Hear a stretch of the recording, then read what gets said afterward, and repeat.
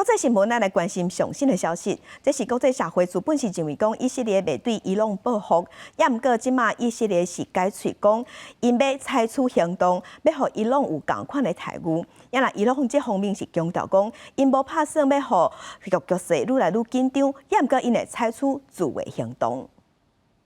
伊朗对以色列拜六的攻击，以色列的战时内阁敢有要报复？国际社会认为以色列也未决定。伫美国希望以色列避免中东情势升悬自我曲折时阵，以色列十个放一段影片。Iran will face the consequences for its actions.